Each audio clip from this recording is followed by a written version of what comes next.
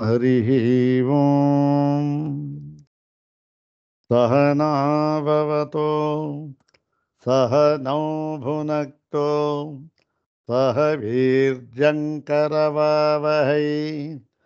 तेजस्विनावधीतमस्तु मा विद्विषावहै ॐ शान्ति शान्ति शान्तिः ॐ नारायणं पद्मभुवं वसिष्ठं शक्तिं च तत्पुत्रपराशरं च व्यासं शुकं गौडपदं महान्तं गोविन्दयोगीन्द्रमथस्य शिष्यं श्रीशङ्कराचार्यमथस्य पद्मपादं च हस्तामलकं च शिष्यम् तं तोटकं वार्तिककारमन्यान् अस्मद्गुरून् सन्ततमानतोऽस्मि शङ्करं शङ्कराचार्यं केशवं बादरायणं सूत्रभाष्यकृतौ वन्दे भगवन्तौ पुनः पुनः सूत्रभाष्यप्रणेतारौ वेदान्ताब्जप्रभाकरौ वन्दे परस्परात्मानौ बादरायणशङ्करौ श्रुतिस्मृतिपुराणानाम् आलयं करुणालयं नमामि भगवत्पादं शङ्करं लोकशङ्करं नमामि भगवत्पादशङ्करं लोकशङ्करं वन्दे तं सच्चिदानन्दं यतिवर्यं महामतिं वेदवेदान्तसारज्ञं सद्गुरुं प्रणतोऽस्म्यहम् सदाशिवसमारम्भां शङ्कराचार्यमध्यमाम् अस्मदाचार्यपर्यन्तां वन्दे गुरुपरम्पराम् ॐ नमो ब्रह्मादिभ्यो ब्रह्मविद्यासम्प्रदायकर्तृभ्यो वंशर्षिभ्यो नमो महद्भ्यो नमो गुरुभ्यः सर्वोपप्लवरहितः प्रज्ञानघनः प्रत्यगर्थो ब्रह्मैवाहमस्मि अधीहि भगवो ब्रह्म श्रीमच्छङ्कर भगवत्पूज्यपादमहासद्गुरुभ्यो नमः श्री श्री सच्चिदानन्देन्द्र सरस्वती सद्गुरुभ्यो नमः यो ब्रह्माणं विदधाति पूर्वं यो वै वेदांश्च प्रहिणोति तस्मै तन्मदेवमात्मबुद्धिप्रकाशं मुमुक्षुर्वै शरणमहं प्रपद्ये ॐ शान्ति शान्ति शान्तिः। अग्रे उपस्थितेभ्यः भवद्भ्यः सर्वेभ्यो जिज्ञासुभ्यः हार्दान् प्रणामान् समर्पयामि।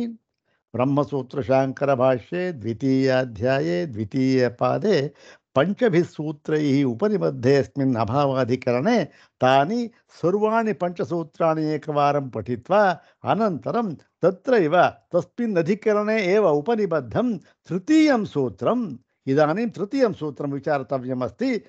तत् तृतीयं सूत्रं तथा तत्सूत्रं पादादितः त्रिंशं सूत्रं तत् त्रिंशं सूत्रं द्विवारं पठित्वा सूत्रं तद्भाष्यभागञ्च यथामति विचारयामः। सर्वाग्रे शङ्करभगवत्पूज्यपादानां प्रशस्तिश्लोकमेकं पठित्वा तेषां पादारविन्दयोः शिरसा प्रणिपत्य अनुग्रहञ्च प्राप्य प्रकृतं त्रिंशं सूत्रं तद्भाष्यभागञ्च विचारयामः। ॐ कदापि कुत्रापि किमप्यकार्यं नाहं प्रकुर्यां बहुहिंसितोऽपि यथा तथा मानसदार्ढ्यमाशु दत्त्वा गुरूणां वरपाह्यमुष्मै।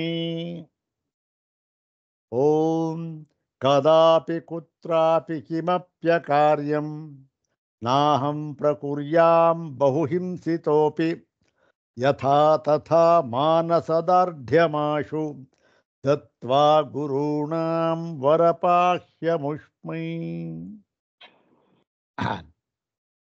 ಅಥ ಶ್ರೀಮಚ್ಛಂಕರ ಭಗವತಃ ಕೃತೌ ಶಾರೀರಕಮೀಮಾಂಸಾ ಭಾಷ್ಯೆ ದ್ವಿತೀಯೇ ಅವಿರೋಧಾಧ್ಯಾಯೇ ದ್ವಿತೀಯೇ ಪಾದೆ ಪಂಚಮಂ ಪಂಚಸೂತ್ರಾತ್ಮಕಂ ಅಭಾವಾಧಿಕರಣಂ. ಓಂ ನಾಭಾವ ಉಪಲಬ್ಧೇಃ ಓಂ ವೈಧರ್ಮ್ಯಾಚ್ಚ ನ ಸ್ವಪ್ನಾದಿವತ್ ಓಂ ನ ಭಾವೋನುಪಲಬ್ಧೇಃ ಓಂ ಕ್ಷಣಿಕತ್ವಾಚ್ಚ ಓಂ ಸರ್ವಥಾನುಪಪತ್ತೇಶ್ಚ. ಇವು ಆ 5 ಸೂತ್ರಗಳು ಅಭಾವಾಧಿಕರಣದಲ್ಲಿ ಉಪನಿಬದ್ಧವಾಗಿರತಕ್ಕಂತಹ ಸೂತ್ರಗಳು. ಪ್ರಕೃತ ಈ ದಿನ ನಾವು ಈ ಒಂದು ಅಧಿಕರಣದಲ್ಲಿ 3ನೆಯ ಸೂತ್ರ ಮೊದಲನಿಂದ 30ನೆಯ ಸೂತ್ರ ಓಂ ನ ಭಾವೋನುಪಲಬ್ಧೇಃ ಓಂ ನ ಭಾವೋನುಪಲಬ್ಧೇಃ ಸೂತ್ರವನ್ನ ವಿಚಾರ ಮಾಡಬೇಕಾಗಿದೆ. ಮೊಟ್ಟ ಮೊದಲಿಗೆ ಪದವಿಭಾಗ ಅನ್ವಯಾರ್ಥವನ್ನು ನೋಡಿ ಅದರ ಸಂಗತಿಯನ್ನು ನೋಡಿಕೊಂಡು ಭಾಷ್ಯ ಭಾಗವನ್ನು ವಿಚಾರ ಮಾಡೋಣ.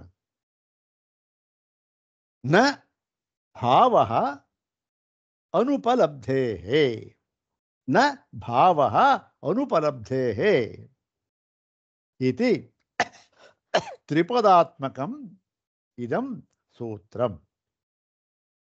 ಅಸ್ಮಿನ್ ಸೂತ್ರೇ 3 ಪದಾನಿ ಉಪನಿಬದ್ಧಾನಿ ಸಂತಿ. ಹೌದು ತಾನೆ? ಅನ್ವಯ ಏನಾಗುತ್ತೆ? ನ ಭಾವಃ ಅಂತಂದ್ರು. ಅಂದ್ರೆ ಏನು? ಇದಕ್ಕೆ ಭಾವ ಅಂದರೆ ಇರ್ತಕ್ಕಂಥದ್ದು, ಭೂಧಾ ಸತ್ತಾಯಾಮದ ಧಾತು. ಭಾವ ಇರ್ತಕ್ಕಂಥ ಅಸ್ತಿತ್ವ ಅಂತ ಅರ್ಥ. ಅಸ್ತಿತ್ವ ಇಲ್ಲ ಅಂತಂದ್ರು. ಅಸ್ತಿತ್ವ ಇಲ್ಲ ಅಂದರೆ ಯಾವುದಕ್ಕೆ ಅಸ್ತಿತ್ವ ಇಲ್ಲ, ಏನು ಅಸ್ತಿತ್ವ ಇಲ್ಲ, ಎಲ್ಲಿ ಅಸ್ತಿತ್ವ ಇಲ್ಲ ಅಂದರೆ ಸೇರಿಸ್ಕೊಳ್ಬೇಕಾದ ಯಾವುದು ನಾವು ಈ ಹಿಂದೆ ಈ ವಿಜ್ಞಾನವಾದಿ ಏನನ್ನು ಹೇಳಿದ್ನೋ ಅದರ ಒಂದನ್ನು ನಾವು ಅದನ್ನು ಸ್ಮರಣೆ ಮಾಡಿಕೊಂಡು ಅದನ್ನು ಸೇರಿಸ್ಕೊಳ್ಬೇಕು. ಏನು ಹೇಳಿದ್ದ ಇಲ್ಲಿ ನೋಡಿ, ಇಲ್ಲಿಯವರೆಗೆ ಏನು ಹೇಳಿದ್ದ ಅವನು ನೋಡಿ, ವಿಜ್ಞಾನ ಒಂದೇ ಸಾಕು, ಅರಿವಾಗಬೇಕಾದರೆ ಬಾಹ್ಯ ಪದಾರ್ಥಗಳು ವಸ್ತುತಃ ಫಿಸಿಕಲ್ ಆಗಿ ಇರಬೇಕು ಅಂತ ನಿಯಮ ಇಲ್ಲ. ಆ ವಸ್ತು ಯಾವುದು ಬಾಹ್ಯಾರ್ಥ, ಅದು ವಿಜ್ಞಾನವೇ ಆಗಿದೆ ಅಷ್ಟೇ. ಅದೇ ಆ ರೀತಿ ತೋರ್ತಾ ಇದೆ ಅಂತ ಹೇಳಿಬಿಟ್ಟ. ಸರಿ, ವಿಜ್ಞಾನ ಆ ರೀತಿ ತೋರ್ತಾ ಇರೋದಕ್ಕೆ ಆ ಒಂದು ವಸ್ತು, ಏನೋ ಒಂದು ವಸ್ತು ಅಂತ ಇಟ್ಕೊಳ್ಳಿ, ಒಂದು ಮರ ಅಂತ ಇದೆ. ಆ ಮರ ಅಂತ ತೋರ್ಬೇಕಾದ್ರೆ ಏನು ಕಾರಣ ಅಂತಂದರೆ ಅದು ವಾಸನೆಗಳಿಗೆ ಸಂಬಂಧಪಟ್ಟಿದ್ದು. ಹಿಂದೆ ಎಷ್ಟೋ ಮರಗಳು ನೋಡಿರ್ತಾನೆ, ಆ ವಾಸನೆಯಿಂದ ಅದು ಗೊತ್ತಾ ಇದು ಗೊತ್ತಾ. ಅದಕ್ಕೇನಿಲ್ಲಿ ಭಾವ ಅಂತಂದರೆ ಏನು? ಅಸ್ತಿತ್ವ. ಯಾವುದರ ಅಸ್ತಿತ್ವ? ವಾಸನಾನಾಂ ಭಾವ ಅಂದ್ರೇನು? ವಾಸನೆಗಳ ಭಾವವು, ಅದರ ಅಸ್ತಿತ್ವವು ನ ವಿದ್ಯತೆ ಇರುವುದಿಲ್ಲ. ವಿಜ್ಞಾನವಾದಿ ಏನು ಹೇಳಿದ್ದ? ಅರಿವಿರಬೇಕಾದ್ದಿಲ್ಲ, ಪದಾರ್ಥ ಇರಬೇಕಾದ್ದಿಲ್ಲ, ಆ ವಾಸನೆ ಇದೆಯಲ್ಲ ಅದರಿಂದ ನಮಗೆ ಅರಿವಾಗುತ್ತೆ ಅಂತ ಹೇಳಿದ್ದ. ಹೌದು, ವಾಸನೆಗಳ ಅಸ್ತಿತ್ವ ಅಂತಕ್ಕಂಥದ್ದು ಇರುವುದಿಲ್ಲ.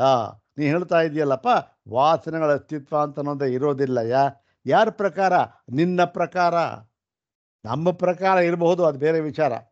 ನಿನ್ನ ಪ್ರಕಾರ ವಾಸನೆಗಳು ಎಂಬತಕ್ಕಂಥದ್ದು ಇರುವುದಕ್ಕೆ ಸಾಧ್ಯವೇ ಇಲ್ಲ. ಅದನ್ನ ಕಾರಣ ಮುಂದೆ ಹೇಳ್ತಾರೆ. ಇದು ಸಾಮಾನ್ಯವಾದ ಕಾರಣ ಕೊಟ್ಟಿದ್ದಾರೆ. ಸಾಮಾನ್ಯವಾದ ಕಾರಣ ಏನು? ಕುತಃ ಅನುಪಲಬ್ಧೇ. ವಸ್ತು ಕಂಡಿಲ್ಲ ನಾವು. ಈಗ ನನಗೆ ಯಾವುದಾದರೂ ಒಂದು ಪದಾರ್ಥ ಇಂಥದ್ದು ಎಂಬುದಾಗಿ ಅದರ ವಾಸನೆ ಉಂಟಾಗಬೇಕಾದರೆ ಏನಾಗಿರಬೇಕು? ನಾನು ಆ ವಸ್ತುವನ್ನು ಯಾವತ್ತೋ ಎಲ್ಲೋ ಕಂಡಿರಬೇಕು. ಹೌದು ತಾನೆ?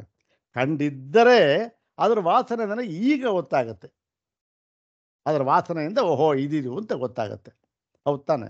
ಸಿಂಹವನ್ನು ನಾನು ಹಿಂದೆ ಎಲ್ಲೋ ನೋಡಿದ್ದೆ, ಸುಮಾರು ದಿವಸ ನೋಡಿರಲಿಲ್ಲ. ಆಮೇಲೆ ಯಾವುದೋ ಪ್ರಾಣಿ ನೋಡಿದೆ, ಓಹೋ ಇದು ಸಿಂಹ ಅಂತ ನನಗೆ ಅರಿವಾಯಿತು. ಯಾತಕ್ಕೆ?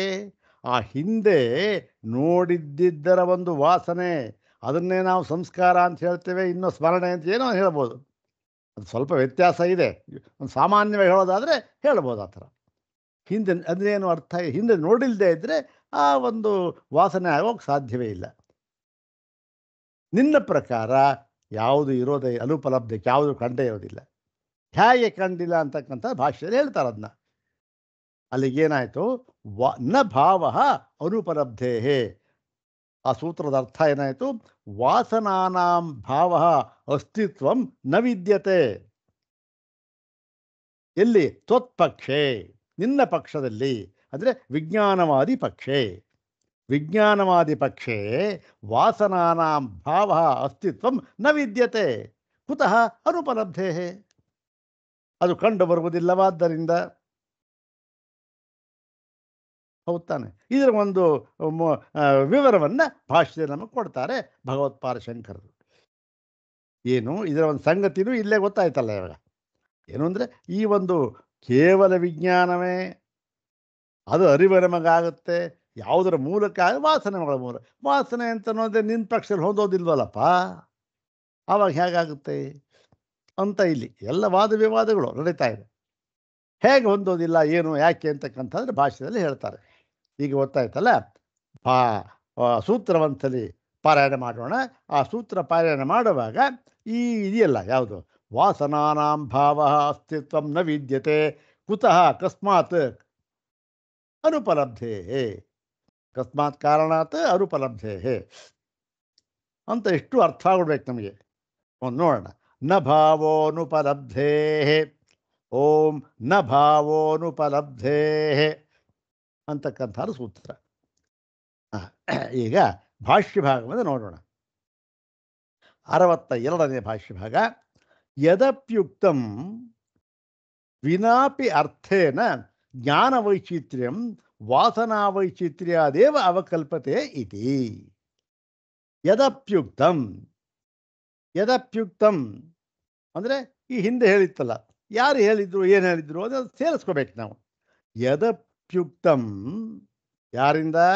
ವಿಜ್ಞಾನವಾದಿನ ಪೂರ್ವಪಕ್ಷಿಣ ಅಂತ ಸೇರಿಸ್ಕೋಬೇಕು. ಇಲ್ಲಿ ಪೂರ್ವಪಕ್ಷಿ ಸಮಾನವಾದದ್ದು, ಅಲ್ಲಿ ವಿಜ್ಞಾನವಾದಿ ವಿಶೇಷ. ಯಾರು ಬೇಕಾದ್ರೂ ಪೂರ್ವಪಕ್ಷಿ ಆಗ್ಬೋದು, ಇಲ್ಲಿ ವಿಜ್ಞಾನವಾದಿ ಪೂರ್ವಪಕ್ಷಿ. ಅಲ್ಲಿ ಏನಾಯಿತು?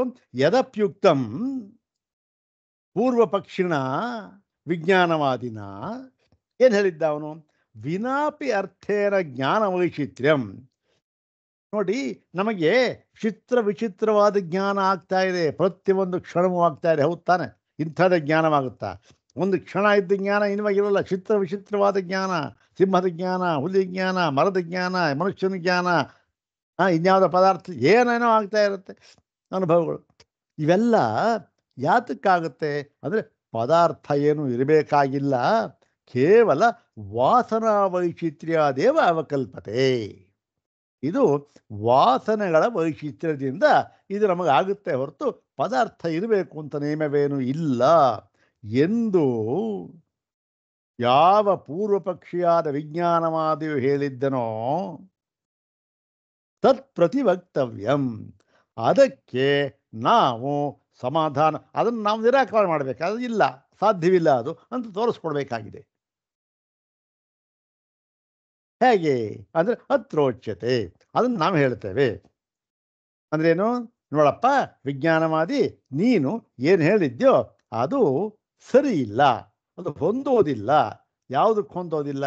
ತರ್ಕಕ್ಕೂ ಹೊಂದೋದಿಲ್ಲ, ಅನುಭವಕ್ಕೂ ಹೊಂದೋದಿಲ್ಲ. ನೋಡಿ,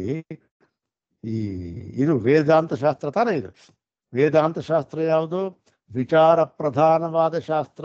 ಇಲ್ಲಿ ಯಾವ ಭಕ್ತಿ ಶ್ರದ್ಧೆ ಎಂಥದೂ ಇಲ್ಲ. ಇಲ್ಲಿ ಒಂದು ಹಂತದಲ್ಲಿ ಯಾವ ಒಂದು ಗುರುಭಕ್ತಿ ಅಂತ ಅದು ಅವೆಲ್ಲ ಇರಬೇಕು, ಇಲ್ಲ ಅಂತೆಲ್ಲ ಹೇಳಿದ್ದು. ಅದು ನಡೆಯೋದಿಲ್ಲ. ಯಾಕೆ?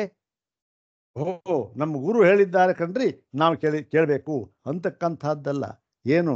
ನೀನು ವಿಚಾರ ಮಾಡಬೇಕು ಅಷ್ಟೆ. ಗುರು ಹೇಳಿದ್ದಾನೆ ಸರಿ, ಅದನ್ನು ನೀನು ವಿಚಾರ ಮಾಡಿ. ಕೇನೋಪನಿಷತ್ತಿನಲ್ಲಿ ಅತ್ಯಂತ ಸ್ಪಷ್ಟವಾಗಿ ಹೇಳಿಬಿಟ್ಟಿದ್ದಾರೆ ಮೊದಲನೇ. ಗುರು ಹೇಳ್ದ, ಅವನು ಬಂದ, ಏಕಾಂತದಲ್ಲಿ ಕೂತ್ಕೊಂಡ, ವಿಚಾರ ಮಾಡ್ದ. ಅಲ್ಲಿ ಹೋದ ಪಾಠಶಾಲೆಗೆ, ಅಲ್ಲಿ ಇನ್ನೂ ಒಂದು 5-6 ಜನ ಹುಡುಗರಿದ್ದರು, ಅವ್ರ ಜೊತೆ ವಿಚಾರ ಮಾಡ್ದ.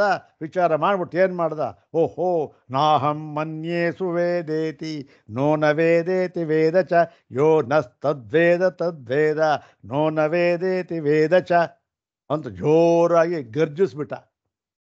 ಯಾಕೆ ಗರ್ಜಿಸ್ಬಿಟ್ಟ? ನಮ್ಮ ಗುರುಗಳು ಹೇಳಿದ್ರು ಅಂತ ಮಾಡಲಿಲ್ಲ ಅವನು. ಏಕಾಂತದಲ್ಲಿ ಹೋದ, ವಿಚಾರ ಮಾಡ್ದ, ಸಹಪಾಠಿಗಳ ಹತ್ರ ಬಂದ, ಚರ್ಚೆ ಮಾಡ್ದ, ವಾದ, ಮೊನ್ನೆ ಹೇಳಿದ್ವಲ್ಲ, ವಾದೇ ವಾದೇ ಜಾಯತೆ, ವಾದ ಮಾಡ್ದ, ಮನಸ್ಸಲ್ಲಿ ಗಟ್ಟಿ ಮಾಡಿಕೊಂಡ. ಅದನ್ನೇನು ಮಾಡ್ದ, ಹೇಳೇಬಿಟ್ಟ ಗಟ್ಟಿಯಾಗಿ, ನಾಹಂ ಮನ್ಯೇ ಸುವೇದೇತಿ ನೋನ ವೇದೇತಿ ವೇದಚ ಅಂತ. ಹಾಗೆ ವಿಚಾರ ಪ್ರಧಾನ. ಇಲ್ಲಿ ಏನು, ಇಲ್ಲಿ ಪ್ರಮಾಣ ಬೇಕೇ ಬೇಕು. ಯಾವುದನ್ನು ಕೂಡ ಪೂರ್ವ ಪಕ್ಷಿ ಇದ್ದಾನಲ್ಲ, ಅವನನ್ನು ಸುಮ್ಮನೆ ನಾವು ಹೇಳಿಬಿಟ್ರೆ, ಓ ನೋಡಪ್ಪ ಹೀಗಂತ ನಮ್ಮ ಗುರುಗಳು ಹೇಳ್ತಾ ಇದ್ರು, ಹೀಗಂತ ನಮ್ಮ ಪೂರ್ವಜರು ಹೇಳ್ತಾ ಇದ್ರು ಕಡೆಗೆ ಅಂದ್ಬಿಟ್ರೆ, ಅಯ್ಯಯ್ಯೋ ಹೋಗಯ್ಯ ಮನೆಗೆ ಎದ್ದು ಹೋಗು ಅಂತಾನೆ. ಅದೆಲ್ಲ ಆಗೋದಿಲ್ಲ. ಅಲ್ಲಿ ಪ್ರಮಾಣ ಪೂರ್ವಕವಾಗಿ ಸಿದ್ಧ ಮಾಡಬೇಕು. ಅದನ್ನು ಮಾಡ್ತಾ ಇದ್ದಲ್ಲಿ ಏನು ಹೇಳಿದರು, ಇಲ್ಲಿ ಅದನ್ನು ಅದಕ್ಕೆ ನಾವು ನಿರಾಕರಣೆ ಮಾಡಬೇಕು. ಅದನ್ನು ತತ್ರೋಚ್ಯತೆ ನ ಭಾವ ವಾಸನಾನಾಂ ಉಪಪದ್ಯತೆ. ನೋಡಪ್ಪ, ಈ ವಾಸನೆಗಳ ಒಂದು ಅಸ್ತಿತ್ವ ಅಂತ ಇದೆಯಲ್ಲ, ವಾಸನಾನಾಂ ಭಾವ ವಾಸನಾನಾಂ ಅಸ್ತಿತ್ವಂ, ಅದು ಆ ವಾಸನೆಗಳ ಅಸ್ತಿತ್ವ ಅಂತಕ್ಕಂಥದ್ದು ಏನು, ಉಪಪದ್ಯತೆ ಹೊಂದೋದಿಲ್ಲ. ಎಲ್ಲಿ? ನಿನ್ನ ಪಕ್ಷದಲ್ಲಿ. ಯಾರ ಪಕ್ಷದಲ್ಲಿ? ವಿಜ್ಞಾನವಾದಿಯ ಪಕ್ಷದಲ್ಲಿ. ಅದನ್ನು ಹೇಳಿದೆ ನೋಡಿ, ತ್ವತ್ಪಕ್ಷೆ ಅನುಪಲಬ್ಧೇ ಬಾಹ್ಯಾನಾಂ ಅರ್ಥಾನಾಂ. ನೋಡಪ್ಪ, ನಿನ್ನ ಪಕ್ಷದಲ್ಲಿ, ನಿನ್ನ ವಾದದ ಪ್ರಕಾರ ಏನು ಬಾಹ್ಯ ಹೊರಗಿನ ಅರ್ಥ ಅಂತ ಇದೆಯಲ್ಲ, ಅದು ಇಲ್ಲವೇ ಇಲ್ಲ. ಹೌದಾ? ನಿನ್ನ ಪಕ್ಷ ಇಲ್ಲ, ಬಾಹ್ಯಾರ್ಥ ಇಲ್ಲವೇ ಇಲ್ಲ, ಎಲ್ಲವೂ ವಿಜ್ಞಾನ ಅಂತ ನೀನು ಹೇಳ್ತಾ ಇದೆಯಾ. ನಿನ್ನ ಪಕ್ಷದಲ್ಲಿ ಯಾವ ಒಂದು ಬಾಹ್ಯಾರ್ಥವೂ ಕೂಡ, ಬಾಹ್ಯ ವಿಷಯಗಳು ಕೂಡ ವಸ್ತುತಃ ಆಕಾರದಿಂದ ಅಲ್ಲಿ ಇಲ್ಲ, ಇರಬೇಕಾದದ್ದಿಲ್ಲ, ಕೇವಲ ವಿಜ್ಞಾನ ಅಷ್ಟೇ ಅಂತ ಹೇಳ್ತಾ ಇದೆಯಲ್ಲ. ಬಾಹ್ಯ ಪದಾರ್ಥ ಒಪ್ತಾ ಇಲ್ಲ ನೀನು. ಹಾಗಿರುವಾಗ ಏನು ನ್ಯಾಯ ಏನಿದೆ? ಅರ್ಥೋಪಲಬ್ಧಿ ನಿಮಿತ್ತ ಹಿ ಪ್ರತ್ಯರ್ಥಂ ನಾನಾ ರೂಪ ವಾಸನಾ ಭವಂತಿ. ಈ ವಿಚಿತ್ರವಾದ ವಾಸನೆಗಳು ನಮಗೆ ಬರಬೇಕಾದ್ರೆ ಏನಾಗಿರಬೇಕು? ಅಷ್ಟೇ ವಿಚಿತ್ರವಾದ ಅರ್ಥೋಪಲಬ್ಧಿ ನಿಮಿತ್ತ. ಅರ್ಥೋಪಲಬ್ಧಿ ಪದಾರ್ಥ, ವಿಷಯಗಳು ಇರಬೇಕು. ಅದರ ನಿಮಿತ್ತವಾಗಿ ಈ ವಾಸನೆಗಳು ಅಂತಕ್ಕಂಥದ್ದು ನಮಗೆ ಉತ್ಪನ್ನವಾಗಬಹುದು. ನಿನ್ನ ಪ್ರಕಾರ ವಿಷಯವೇ ಇಲ್ವಲ್ಲಯ್ಯ. ಎಲ್ಲಿದೆ ವಿಷಯ? ಬಾಹ್ಯಾರ್ಥವೇ ಇಲ್ವಲ್ಲ, ನೀವು ಒಪ್ಪಲ್ವಲ್ಲ. ಇನ್ನು ವಾಸನೆ ಎಲ್ಲಿಂದ ಬಂತು? ನೋಡಿ ಹೇಗಿದೆ ವಾದ. ಬಾಹ್ಯಾರ್ಥವೇ ಇಲ್ಲ, ವಾಸನೆ ಎಲ್ಲಿಂದ ಬಂತು ನಿನಗೆ ಅಂದ್ಬಿಟ್ಟು, ಅರ್ಥೋಪಲಬ್ಧಿ ನಿಮಿತ್ತ ಹಿ ಪ್ರತ್ಯರ್ಥಂ ನಾನಾ ರೂಪ ವಾಸನಾ ಭವಂತಿ. ಅಲ್ಲಪ್ಪ, ಹೆದರಿ ಒಂದು ವಿಷಯ ಪದಾರ್ಥ ಅಂತ ಇದ್ರಲ್ವೇ, ಅದನ್ನು ಯಾವತ್ತೋ ಕಂಡಿರ್ತೀಯೇ. ಈ ಇಲ್ಲದೆ ಇದ್ರೂ ಕೂಡ ಅದರ ವಾಸನೆಯಿಂದ ಈಗ ಅದಂತೂ ಗೊತ್ತು ಮಾಡ್ಕೋಬಹುದು. ಅರ್ಥವೇ ಇಲ್ಲ ನಿನ್ನ ಪಕ್ಷದಲ್ಲಿ, ಪದಾರ್ಥವೇ ಇಲ್ಲ. ಅರ್ಥನ ಪದಾರ್ಥವೇ ಇಲ್ಲ, ವಿಷಯವೇ ಇಲ್ಲ, ಹೇಗೆ ವಾಸನೆ ಆಗುತ್ತೆ ಅಂತ ಹೇಳ್ಬಿಟ್ಟು, ಅನುಪಲಭ್ಯಮಾನೇಶು ತು ಅರ್ಥೇಶು ಕಿನ್ನಿಮಿತ್ತ ವಿಚಿತ್ರ ವಾಸನಾ ಭವೇಯು. ಎಷ್ಟು ಸುಲಭವಾಗಿದೆ ನೋಡಿ. ಅನುಪಲಭ್ಯಮಾನೇಶು ಅರ್ಥ, ನಿನ್ನ ಪಕ್ಷದಲ್ಲಿ ಬಾಹ್ಯಾರ್ಥ ಅಂತನ್ನೋದೇ ಇಲ್ಲ. ಅನುಪಲಭ್ಯಮಾನೇಶು, ಯಾರು ಬಾಹ್ಯಾರ್ಥವನ್ನೇ ಕಂಡಿಲ್ಲ, ಅದಕ್ಕೆ ಅಲ್ಲಿ ಇಲ್ಲ ಅಂತ ಹೇಳ್ತಾ ಇದ್ದೀಯೆ. ಹೀಗಿರುವಾಗ ಕಿನ್ನಿಮಿತ್ತ ವಿಚಿತ್ರವಾದ ವಾಸನೆಗಳು ಉಂಟಾಗಬೇಕಾದ್ರೆ ನಿಮಿತ್ತ ಏನಿದೆ ಅಲ್ಲಿಗೆ?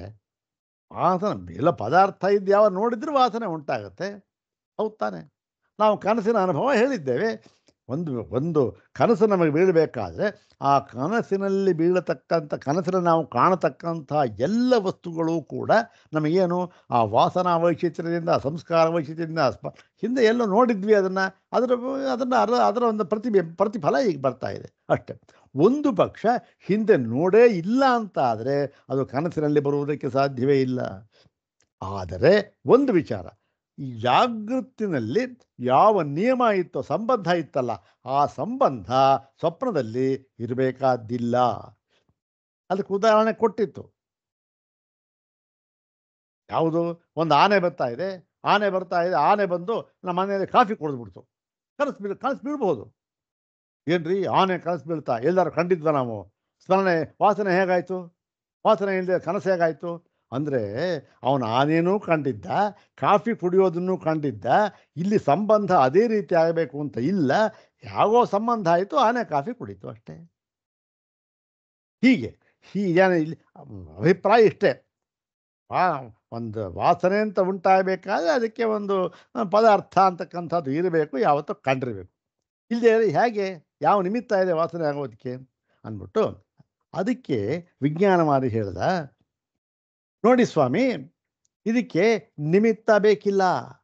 ನೀವು ನಿಮಿತ್ತ ಯಾಕೆ ಕೇಳ್ತಾ ಇದ್ದೀರಾ? ನೀವು ನಿಮಿತ್ತ ಬೇಕಿಲ್ಲ. ಇದೇನು ಗೊತ್ತೇನೋ, ಈ ವಾಸನ ಅಂತಕ್ಕಂಥದ್ದು ಇದು ಅನಾದಿ. ಇದು ಯಾವತ್ತಿಂದ ಹುಟ್ಕೊಂತು ಈ ವಾಸನೆ?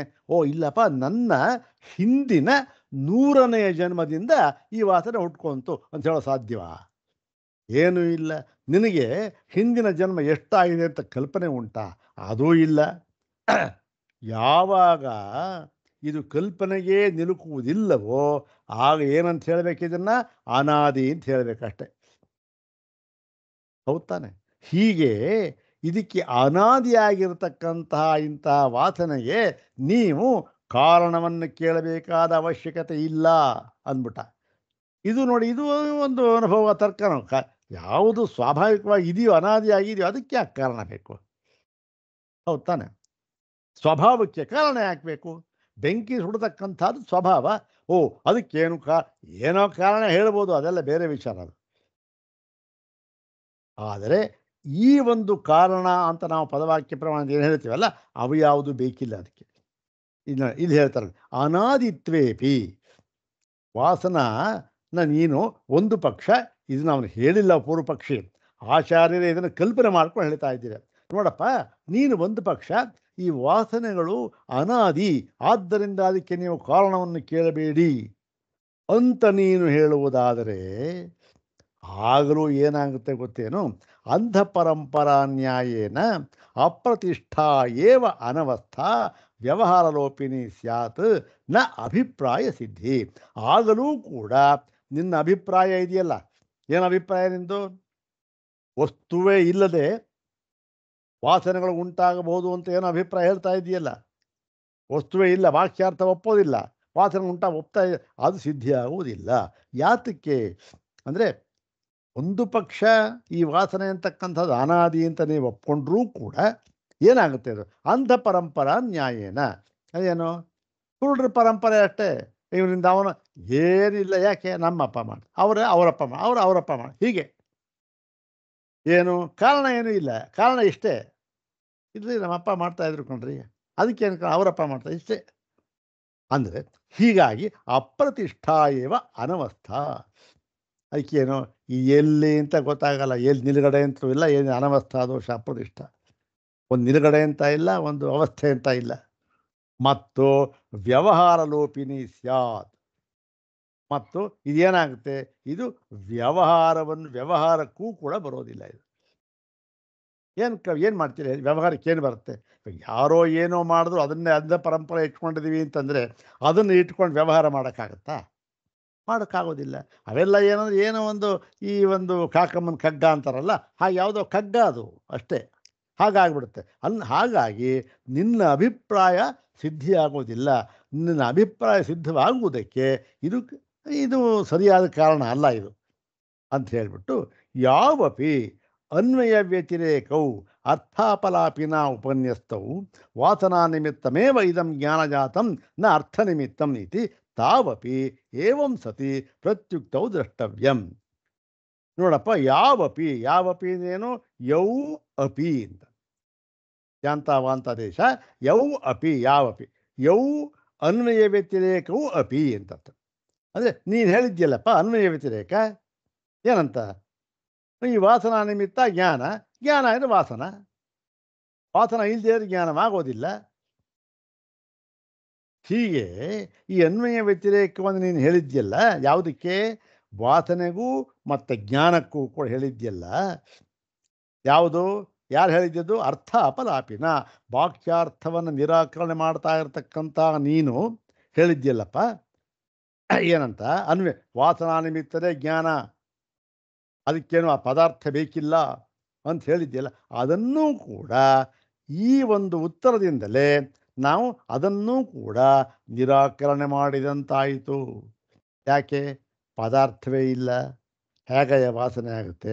ಅನಾದಿ ಪರಂಪರೆ ಅಂತ ನೀವೊಂದು ಪಕ್ಷ ಹೇಳೋದಾದರೆ ಅದು ನಿನ್ನ ಒಂದು ಅಭಿಪ್ರಾಯ ಸಿದ್ಧ ಆಗೋದಿಲ್ಲ. ಅದರಿಂದ ಏನದು? ಯಾವ ವ್ಯವಹಾರಕ್ಕೂ ಬರೋದಿಲ್ಲ ಅದು. ಆದ್ದರಿಂದ ಅದೂ ಕೂಡ ಇದನ್ನೆಲ್ಲ ತಳ್ಳಿ ಹಾಕಿದಾಗ ಆಯಿತು. ಅನ್ವಯ ಆ ಒಂದು ವಾಸನಾ ನಿಮಿತ್ತ ಜ್ಞಾನ, ಜ್ಞಾನ ನಿಮಿತ್ತ ವಾಸನ ಅಂತ ಹೇಳಿದ್ದಿಲ್ಲ, ಅನ್ವಯ ಅದು ಕೂಡ ಇಲ್ಲ, ಸರಿ ಇಲ್ಲ. ಯಾಕೆ ಅಂದರೆ ಇನ್ನೊಂದ್ಸರಿ ಹೇಳ್ತಾ ಇದ್ದಾರೆ, ವಿನಾ ಅರ್ಥೋಪಲಭ್ಯ ವಾಸನಾನುಪಪತ್ತೇ. ವಿನಾ ಅರ್ಥೋಪಲಭ್ಯ ಅಂದರೆ ಅರ್ಥ ವಾಕ್ಯ ಪದಾರ್ಥ ಇದೆಯಲ್ಲ, ಅದನ್ನು ನಾವು ಈ ನಮಗೆ ಆ ದೃಷ್ಟಿಗೋಚರ ಕಂಡು ಬರದೇ ಇದ್ದರೆ ಹೋಗ್ಬಿಟ್ರೆ, ಇವತ್ತಲ್ಲ ಯಾವತ್ತು ಕಂಡು ಬರದೇ ಹೋಗ್ಬಿಟ್ರೆ ಏನಾಗುತ್ತೆ? ವಾಸನಾ ಅನುಪಪತ್ತೇ, ವಾಸನೆ ಅಂತಕ್ಕಂಥದ್ದು ಆಗೋದಿಲ್ಲ. ಈ ವಿಚಾರದಲ್ಲಿ ಈ ಮೀಮಾಂಸಕರು ಮತ್ತು ತಾರ್ಕಿಕರು ಕೂಡ ಒಂದು ಅಬ್ಜೆಕ್ಷನ್ ಅಂತ ಹೇಳ್ತಾರೆ, ಅದನ್ನು ಹೇಳ್ತಾರೆ, ಅದೊಂದು ದೋಷವನ್ನು ಹೇಳ್ತಾರೆ. ನೋಡಿ ಸ್ವಾಮಿ, ಹೀಗಾಗಬೇಕಾದ್ದಿಲ್ಲ. ಏನು? ಎಲ್ಲೋ ಕಂಡಿರಬೇಕು, ಯಾವತ್ತೋ ಕಂಡಿರಬೇಕು ಅಂತಕ್ಕಂಥದ್ದೇನು ಆಗಬೇಕಾದ್ದಿಲ್ಲ. ವಾಸನೆಗಳು ಈ ಅಂಧಪರಂಪರಾ ನ್ಯಾಯದಿಂದ ಆಗ್ಬೋದು ಅಷ್ಟೆ.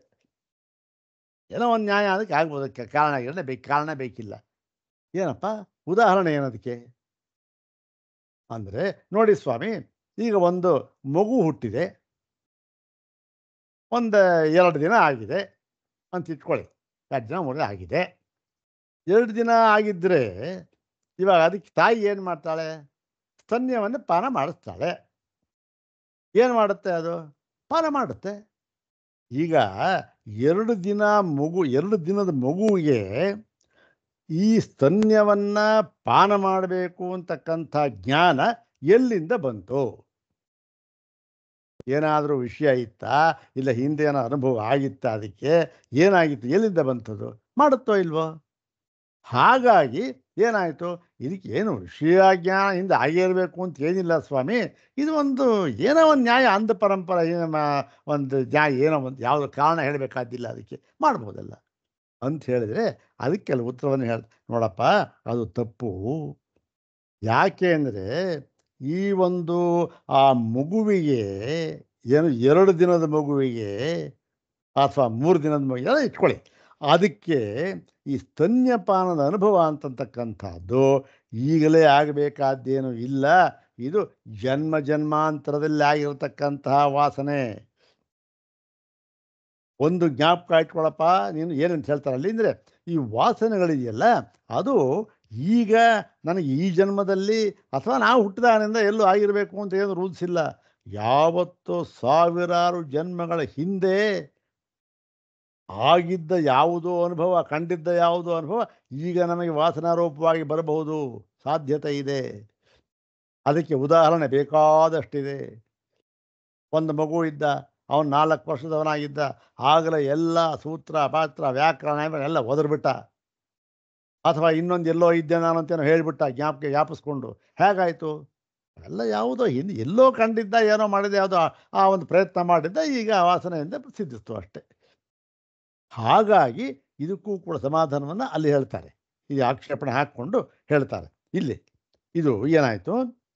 ವಿನಾ ಅರ್ಥೋಪಲಬ್ಧ್ಯ ವಾಸನಾನುಪಪತ್ತೇ ಅಪಿ ಚ ವಿನಾಪಿ ವಾಸನಾಭಿ ಅರ್ಥೋಪಲಬ್ಧ್ಯುಪಗಮಾತ್ ವಿನಾತು ಅರ್ಥೋಪಲಬ್ಧ್ಯ ವಾಸನ ಉತ್ಪತ್ತಿ ಅನಭ್ಯುಪಗಮಾತ್.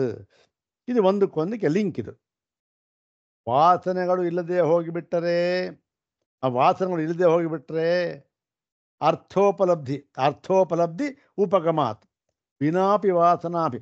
ವಾಸನೆ ಇಲ್ಲದಿದ್ದರೂ ಕೂಡ, ಈ ವಾಸನೆ ಇನ್ನೇನಿಲ್ಲ, ಯಾವತ್ತೋ ಒಂದು ಸಂಸ್ಕಾರ, ಅದರಿಂದ ಒಂದು ಇದು, ಅದು ಇಲ್ಲದೆ ಇದ್ದರೂ ಕೂಡ ವಿನಾ ವಾಸನ ಇದ್ದರು ಅರ್ಥೋಪಲಬ್ಧಿ ಉಪಗಮ. ನಾವು ಅರ್ಥೋಪಲಬ್ಧಿಯನ್ನು ಒಪ್ಪಿರುವುದರಿಂದಲೂ ಕೂಡ, ಮತ್ತು ವಿನಾತು ಅರ್ಥೋಪಲಬ್ಧಿಯ ವಾಸನ ಉತ್ಪತ್ತಿ ಅನಭ್ಯುಪಗಮಾತ್, ಅಂದರೆ ಅರ್ಥ ಪದಾರ್ಥ ವಿಷಯ ಇದೆಯಲ್ಲ ಅದನ್ನು ಕಾಣದೆಯೇ ಕಂಡಿಲ್ಲದೆಯೇ ವಾಸನೆಗಳು ಉತ್ಪತ್ತಿಯಾಗುವುದಕ್ಕೆ ಸಾಧ್ಯವಿಲ್ಲ ಎಂಬುದನ್ನು ಒಪ್ಪಿಕೊಂಡಿರುವುದರಿಂದಲೂ ಕೂಡ ಏನಾಗತ್ತೆ, ನಮಗೆ ಅರ್ಥ ಸದ್ಭಾವಮೇವ ಅನ್ವಯ ವ್ಯತಿರೇಕವು ಅಪಿ ಪ್ರತಿಷ್ಠಾಪಯತಃ. ಈ ಅನ್ವಯ ವ್ಯತಿರೇಕ ಇದ್ದಿದೆಯಲ್ಲ, ಈ ನ್ಯಾಯ ಏನನ್ನು ನಮಗೆ ಸಿದ್ಧ ಮಾಡ್ತಾ ಇದೆ ಅಂದರೆ ಅರ್ಥ ಸದ್ಭಾವಮೇವ, ಅಂದರೆ ಪದಾರ್ಥವು ಇದ್ದೇ ಇದೆ, ಪದಾರ್ಥವು ಇದೆ ಎನ್ನುವುದನ್ನು ಇದು ಸಿದ್ಧ ಮಾಡಿ ತೋರಿಸುತ್ತಿದೆ. ಯಾವುದು? ಅನ್ವಯ ವ್ಯತಿರೇಕ ನ್ಯಾಯ. ಇದರಿಂದ ನಿನ್ನ ಸಿದ್ಧಾಂತ ಸಿದ್ಧವಾಗೋದಿಲ್ಲ. ಯಾವುದು? ವಾಕ್ಯಾರ್ಥ ಇರಬೇಕಾದ್ದಿಲ್ಲ, ಕೇವಲ ವಿಜ್ಞಾನ.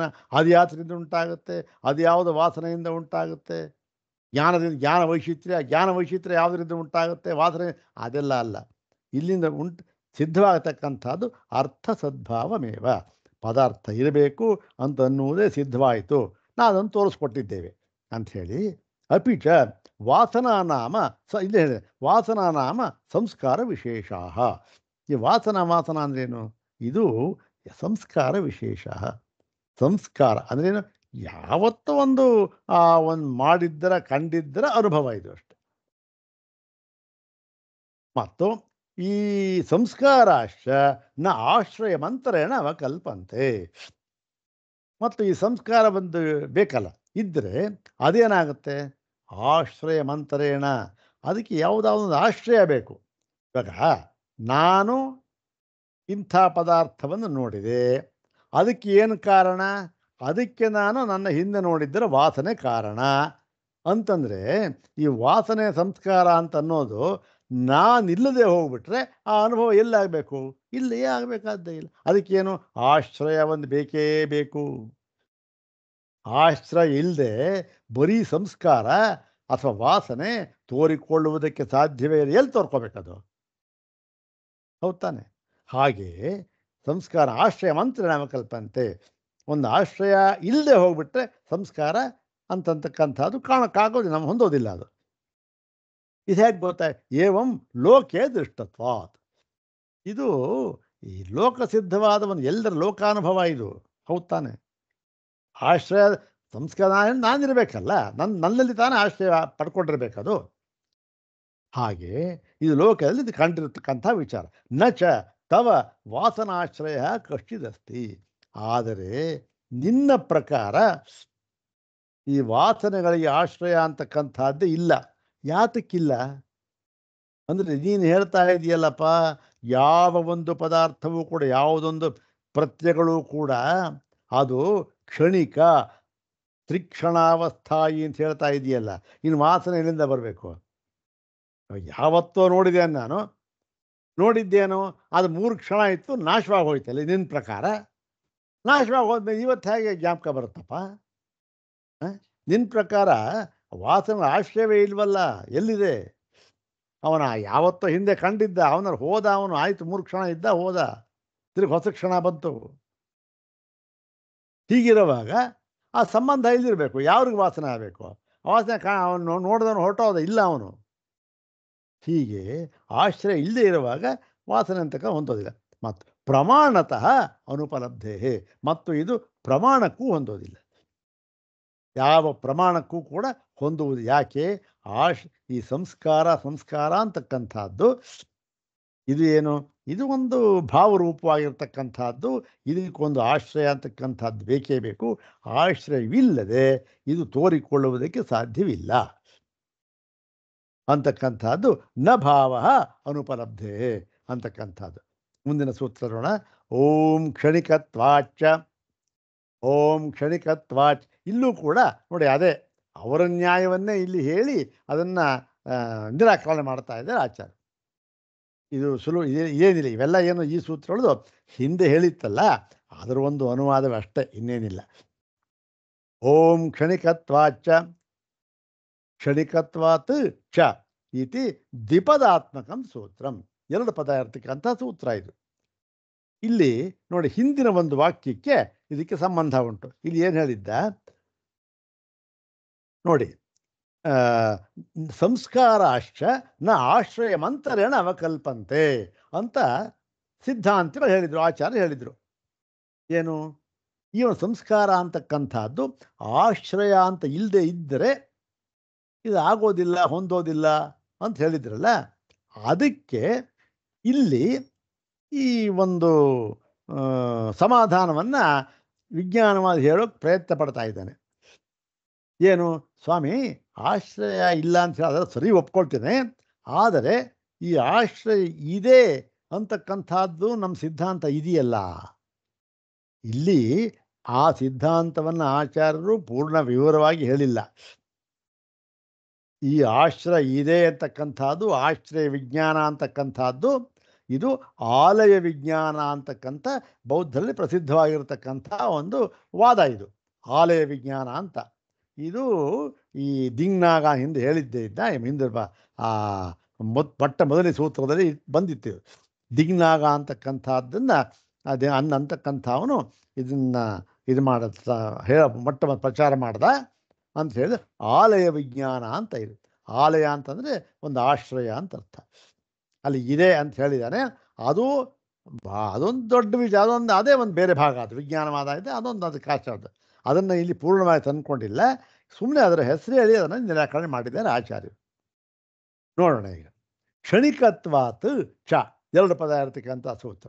ಏನು ಕ್ಷಣಿಕತ್ವ? ಯಾವುದು ಕ್ಷಣಿಕ ಅಂದರೆ ನೋಡಿ, ಇಲ್ಲಿ ನಾವು ಹಿಂದೆ ಹೇಳಿದ್ರೆ ಅನುವಾದ ಅಂತ ಹೇಳಿದ್ನಲ್ಲ, ಆ ಹಿಂದೆ ಹೇಳಿ ಯಾವುದ್ರ ಅನುವಾದ, ಅವನ್ನೆಲ್ಲ ಸೇರಿಸ್ಕೊಂಡ್ರೆ ಈ ಸೂತ್ರ ಅರ್ಥವಾಗುತ್ತೆ. ಏನಾಗುತ್ತೆ? ಅನ್ವಯ ಮಾಡ್ಕೊಳ್ಳೋ ಸೇರಿಸ್ಕೋಬೇಕದು. ಕ್ಷಣಿಕತ್ವಾತ್, ಕ್ಷಣಿಕತ್ವಾತ್ ಇತ್ಯುಕ್ತೆ ಕಸ್ಯ ಕ್ಷಣಿಕತ್ವಾತ್? ಯಾವುದರ ಕ್ಷಣಿಕತ್ವ ಅಂದರೆ ವಿಜ್ಞಾನಸ್ಯ ಕ್ಷಣಿಕತ್ವಾತ್. ಇದು ನಾವು ಹಿಂದೆ ಹೇಳಿದ್ದ. ಎಲ್ಲ ವಿಜ್ಞಾನಗಳು ಕೂಡ ಕ್ಷಣಿಕ, ತ್ರಿಕ್ಷಣಾವಸ್ಥಾಯಿ, 3 ಕ್ಷಣ ಇರುತ್ತೆ, ಹೋಗಿಬಿಡುತ್ತೆ. ಏಕಕ್ಷಣಾವಸ್ಥಾಯಿ ಅಂತ ಒಬ್ಬರು ಹೇಳ್ತಾರೆ. ಒಟ್ಟಲ್ಲಿ ಕ್ಷಣ. ವಿಜ್ಞಾನಸ್ಯ ಕ್ಷಣಿಕತ್ವಾತ್ ನೀ ಹೇಳ್ತಾ, ಅದನ್ನು ನಾವು ಈ ಒಂದು ಪ್ರಕರಣವನ್ನು ಹಿಂದಿನ ಸೂತ್ರದಲ್ಲಿ ಹಿಂದೆ ಬಂದಿತ್ತಲ್ಲ, ಅದರಲ್ಲಿ ನಿರಾಕರಣೆ ಮಾಡಿದ್ದೆವು ಅಂದ್ಬಿಟ್ಟು, ಅಲ್ಲಿ ನಾವು ಯಾವ ಯುಕ್ತಿಯನ್ನು ಬಳಸಿ ನಿರಾಕರಣೆ ಮಾಡಿದ್ದೆವೋ ಅದೇ ಯುಕ್ತಿಯನ್ನು ಇಲ್ಲಿಯೂ ಕೂಡ ಅನುಸಂಧಾನ ಮಾಡತಕ್ಕಂಥದ್ದು, ಅನುಸಂಧಾನ ಮಾಡಿಕೊಳ್ಳಬೇಕು ಅಂತಷ್ಟೇ. ಹಿಂದೆ ಯುಕ್ತಿ ಹೇಳಿದರು, ಅದಕ್ಕೆ ಇದನ್ನು ಸೇರಿಸ್ಕೊಂಡು ಸ್ವಲ್ಪ ನಮಗೆ ಅರ್ಥವಾಗುತ್ತೆ. ನೋಡೋಣ, ಸೇರಿಸ್ಕೊಂಡು ನೋಡೋಣ. ವಿಜ್ಞಾನಸ್ಯ ಕ್ಷಣಿಕತ್ವಾತ್, ವಿಜ್ಞಾನ ಕ್ಷಣಿಕ, ಇದನ್ನು ನಾವು ನಿರಾಕರಣೆ ಮಾಡಿದ್ವಿ. ಎಲ್ಲಿ ನಿರಾಕರಣೆ ಮಾಡಿದ್ವಿ? ಉತ್ತರೋತ್ಪಾದೇ ಚ ಪೂರ್ವ ನಿರೋಧಾತ್ ಅಂತ ಸೂತ್ರ ಇತ್ತು ನೋಡಿ ಹಿಂದೆ. ಆ ಉತ್ತರೋತ್ಪಾದೇ ಚ ಪೂರ್ವ ನಿರೋಧಾತ್ ಇತ್ಯಸ್ಮಿನ್ ಸೂತ್ರೇ ಯಹ ದೋಷಃ ಉತ್ಥಾಪಿತಃ, ನಾವು ದೋಷ ಹೇಳಿದ್ವಿ ಅದರಲ್ಲಿ, ಸಹ ದೋಷ ಇಹ ಅಪಿ ಅನುಸಂಧಾತವ್ಯ.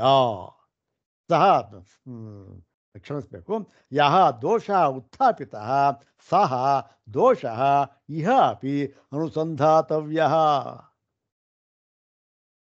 ಹೌದು ತಾನೆ?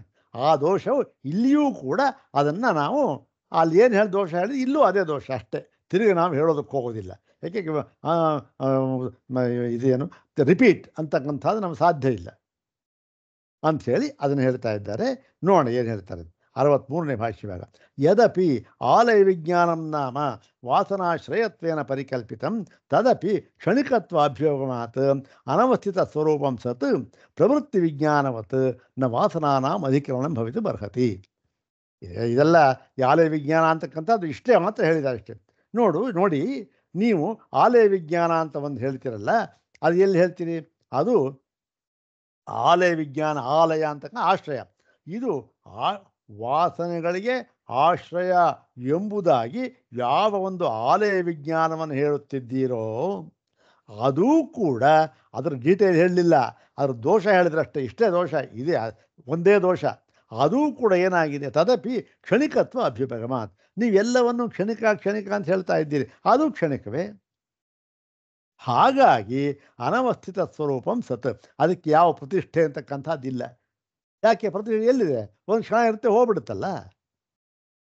ಅನವಸ್ಥಿತ ಸ್ವರೂಪಂ ಸತ್, ಅದು ಹಾಗಾಗಿ ಏನಾಗುತ್ತೆ? ಪ್ರವೃತ್ತಿ ವಿಜ್ಞಾನವತ್, ಪ್ರವೃತ್ತಿ ವಿಜ್ಞಾನದಂತೆ ವಾಸನಾನಾಂ ಅಧಿಕರಣಂ ನ ಭವಿತುಮರ್ಹತಿ. ಪ್ರವೃತ್ತಿ ವಿಜ್ಞಾನದಂತೆ ಈ ವಾಸನೆಗಳಿಗೆ ಅಧಿಕರಣ ಅಂದರೆ ಆಶ್ರಯ ಅಂತ, ಆಶ್ರಯವಾಗುವುದಕ್ಕೆ ಸಾಧ್ಯವಿಲ್ಲ. ಈ ಆಲಯ ವಿಜ್ಞಾನ ಮತ್ತು ಪ್ರವೃತ್ತಿ ವಿಜ್ಞಾನ ಎರಡೂ ಕೂಡ ಎರಡು ವಿಜ್ಞಾನವನ್ನು ಅವರು ಹೇಳ್ತಾರೆ. ಆಲಯ ವಿಜ್ಞಾನದಲ್ಲಿ ಆಲಯ ವಿಜ್ಞಾನ ಒಂದು, ಪ್ರವೃತ್ತಿ ಒಂದು. ಆಶ್ರಯ ವಿಜ್ಞಾನ ಒಂದು, ಪ್ರವೃತ್ತಿ ಆಶ್ರಯ ಆಯಿತು, ಅದನ್ನು ಪ್ರವೃತ್ತಿಗೊಳಿಸ್ತಕ್ಕಂಥ ಇನ್ನೊಂದು, ಎರಡು. ಆ ಎರಡನ್ನು ಅದು ಎಲ್ಲವೂ ಕೂಡ ಕ್ಷಣಾವಸ್ಥಾಯಿ ಅಂತ ಹೇಳೋದ್ರಿಂದ ಸಾಧ್ಯ ಇಲ್ಲ, ಅದಕ್ಕೆ ಅವಸ್ಥೆ ಅಂತಕ್ಕಂಥದ್ದು ಇಲ್ಲ.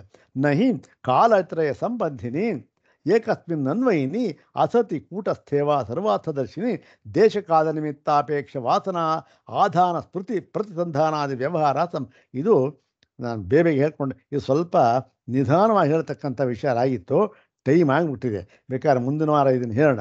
ಇದು ಏನು ಹೇಳ್ತಾ ಇದ್ದಾರೆ ಅಂದರೆ, ಇಲ್ಲಿ ಶಂಕರ ಭಗವತ್ಪಾದರು ಯಾತಕ್ಕೆ ನೋಡಿ, ನಿಮ್ಮ ವಾದವನ್ನು ನಾವು ನಿರಾಕರಣೆ ಮಾಡಿದ್ವಿ, ಇಲ್ಲಿ ತನಕ ನಿರಾಕರಣೆ ಮಾಡಿದ್ದಾಯಿತು.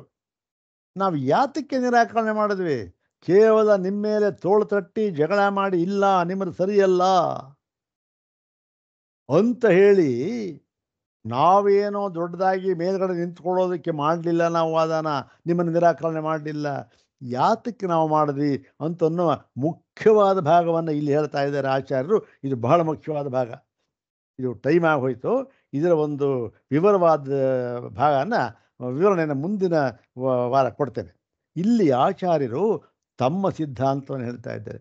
ನೋಡಿ, ಈ 2ನೇ ಅಧ್ಯಾಯ ಪ್ರಾರಂಭವಾಗುವಾಗ ಹೇಳಿದ್ರು ಒಂದು ಮಾತು. ಅಲ್ಲೊಂದು ಮಾತು ಕೇಳಿದ್ದ ಪೂರ್ವ ಪಕ್ಷಿ, ಸ್ವಾಮಿ ನಿಮ್ಮ ಸಿದ್ಧಾಂತ ನೀವು ಮಂಡಿಸಿದ್ರೋ ಇಲ್ವೋ? ಆಯಿತು, ತತ್ವ ಸಮನ್ವಯಾತ್ ವಿವರವಾಗಿ ಹೇಳಿಬಿಟ್ಟಿದ್ದೀರಿ, ಸುಮ್ಗೆ ಇರಿ. ಸುಮ್ಮನೆ ಇನ್ನೊಬ್ಬರನ್ನ ಕೆದಕೊಂಡು ನಿಮ್ಮಲ್ಲಿ ದೋಷ ಇದೆ, ನಿಮ್ಮಲ್ಲಿ ದೋಷ ಇದೆ, ಯಾಕೆ ಸ್ವಾಮಿ ಹೋಗ್ತೀರಾ? ನಿಮಗೆ ಯಾಕೆ ಅವ್ರ ಮೇಲೆ ಜಗಳ ಕಾಯೋ ಬುದ್ಧಿ ನಿಮಗೆ?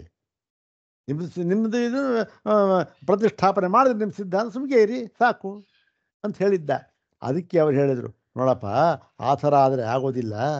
ಯಾಕೆ ಆಗೋದಿಲ್ಲ ಅಂತಂದರೆ, ನಾನು ನನ್ನ ಸಿದ್ಧಾಂತವನ್ನು ಹೇಳಿದೆ, ಆದರೆ ಕೇಳೋರು ಏನು ಮಾಡ್ತಾರೆ, ಇದಕ್ಕೆ ಪ್ರತಿಪಕ್ಷವಾಗಿ ಬೇರೆ ಸಿದ್ಧಾಂತಗಳು ಇವೆ. ನನ್ನದು ವೇದಾಂತ ಸಿದ್ಧಾಂತ, ಸಾಂಖ್ಯ ಸಿದ್ಧಾಂತ ಇದೆ, ವೈಶೇಷಿಕ ಸಿದ್ಧಾಂತ ಇದೆ, ಬೌದ್ಧ ಸಿದ್ಧಾಂತ, ಅದೇನು ಬೇಕಾದಷ್ಟಿದೆ. ಅದೆಲ್ಲ ಹೇಳಿರೋರು ಯಾರು?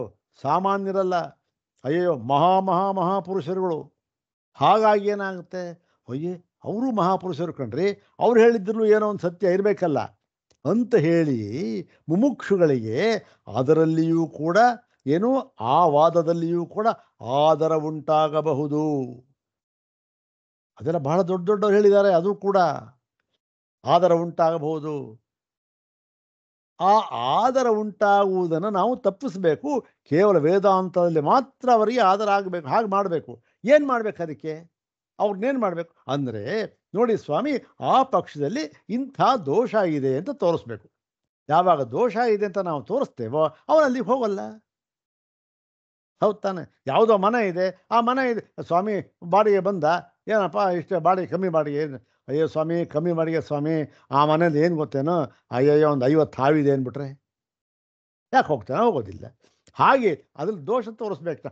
ಅದರಿಂದ ನಾವು ದೋಷ ತೋರಿಸ್ತಾ ಇದ್ದೇವೆ ಹೊರತು, ನಿಮ್ಮ ದೋಷವನ್ನು ಎತ್ತಿ ತೋರಿಸಿ ನಾವು ನಿಮ್ಮ ಮೇಲೆ ನಿಲ್ಲಬೇಕು ಅಂತಾಗಲಿ ಅಥವಾ ನಿಮ್ಮ ನಿರಾಕರಣೆ ಮಾಡಬೇಕು ಅಂತಾಗಲಿ ಯಾವ ಅಭಿಪ್ರಾಯವೂ ನಮಗಿಲ್ಲ ಅಂತ ಹೇಳ್ತಾ, ಇಲ್ಲೂ ಕೂಡ ಅದನ್ನೇ ಹೇಳ್ತಾ ಇದ್ದಾರೆ. ಇಲ್ಲಿ ನೋಡಿ, ಇಲ್ಲಿ ನಿಮ್ಮನ್ನು ನಾವು ನಿರಾಕರಣೆ ಮಾಡಿದ್ದು ಯಾತಕ್ಕೆ ಗೊತ್ತೇನು? ನೀವು ಏನು ಮಾಡಿದ್ರಿ? ಈ ಆಲಯ ವಿಜ್ಞಾನ ಅಂತ ಹೇಳಿದ್ರಿ, ಒಂದು ವಾಕ್ಯಾರ್ಥ ಬೇಕಿಲ್ಲ ಅಂತ ಹೇಳಿದ್ರಿ. ಇವೆಲ್ಲವೂ ಕೂಡ ಏನಾಗುತ್ತೆ, ಈ ಒಂದು ವಾಕ್ಯ ಬಹಳ ಮುಖ್ಯವಾದ, ನಹಿ ಕಾಲತ್ರಯ ಸಂಬಂಧಿನಿ ಏಕಸ್ಮಿನ್ ಅನ್ವಯಿನಿ. ಎಲ್ಲ ತ್ರಿಕ್ಷಣಾವಸ್ಥಾಯಿ ಅಂತ ಬೇರೆ ಅಂದ್ಬಿಟ್ರಿ. ಹೇಗೆ ಸ್ವಾಮಿ ಆಗುತ್ತೆ? ವಿಜ್ಞಾನವಾದಿಗಳೇ, ವಾಕ್ಯಾರ್ಥವಾದಿಗಳೇ, ಹೇಗಾಗುತ್ತಿದ್ರು? ಯಾವಾಗ 3 ಕಾಲಕ್ಕೂ ಸಂಬಂಧಪಟ್ಟಿರತಕ್ಕಂತಹ ಒಂದು ಕೂಟಸ್ಥ ನಿತ್ಯವಾದ ತತ್ವ ಅಸತಿ ಅನ್ವಯವಾಗುವಂಥ ಕೂಟಸ್ಥ ತತ್ವ ಇಲ್ಲ ಅಂತ ಆಗಿಬಿಟ್ರೆ, ಅದು ಸರ್ವಾರ್ಥದರ್ಶಿನಿ, ಎಲ್ಲವನ್ನು ಸಾಕ್ಷಿ ಸ್ವರೂಪದ ನೋಡ್ತಕ್ಕಂಥ ಒಂದು ತತ್ವ ಇಲ್ಲ ಅಂತ ಆಗಿಬಿಟ್ರೆ, ಆಗ ಏನಾಗುತ್ತೇನು? ದೇಶ ಕಾಲ ನಿಮಿತ್ತ ಇವನ್ನು ಬಯಸಿ ಆಗತಕ್ಕಂಥ ವಾಸನ ಆಧಾನ ಸ್ಮೃತಿ ಪ್ರತಿಸಂಧಾನ ಯಾವುದು ವ್ಯವಹಾರವೂ ಕೂಡ ಏನಾಗುತ್ತೆ? ನಡೆಯುವುದಕ್ಕೆ ಸಾಧ್ಯವಿಲ್ಲ. ಏನಾಗಿರಬೇಕು? ಇವೆಲ್ಲದಕ್ಕಿಂತ ಯಾವುದು ಈ ಒಂದು ಕೂಟಸ್ಥ ನಿತ್ಯವಾದ ಒಂದು ತತ್ವ ಇರಲೇಬೇಕು. ಇಲ್ಲದೇ ಇದ್ದರೆ ಇದು ಯಾವುದೂ ಸಾಧ್ಯವಾಗುವುದಿಲ್ಲ. ಅದನ್ನು ತೋರಿಸುವುದಕ್ಕೋಸ್ಕರ ನಾವು ನಿಮ್ಮನ್ನು ನಿರಾಕರಣೆ ಮಾಡಿದ್ವಿ ಹೊರತು ಯಾವುದು ನಿಮ್ಮ ಕ್ಷಣಿಕವಾದವನ್ನು ನಿರಾಕರಣೆ ಕ್ಷಣಿಕವಾದ ಸರಿ ಇಲ್ಲಪ್ಪ, ನೋಡು ಕೂಟಸ್ಥ ನಿತ್ಯವಾದ ಒಂದು ತತ್ವ ಇರಬೇಕು ಅಂತ ನಿರಾಕರಣೆ ಮಾಡಿದ್ವೇ ಹೊರತು ಅದಕ್ಕಲ್ಲ ಅಂತ ಹೇಳ್ತಾ ಇದ್ದಾರೆ. ಸ್ವಲ್ಪ ಈ ಭಾಗನ ಇನ್ನೊಂಚೂರು ವಿಸ್ತಾರವಾಗಿ ಹೇಳಬೇಕಾಗಿತ್ತು. ಮುಂದಿನ ವಾರ ಹೇಳೋಣ. ಓಂ ಶಾಂತಿ ಶಾಂತಿ ಶಾಂತಿ. ಓಂ ತತ್ಸತ್.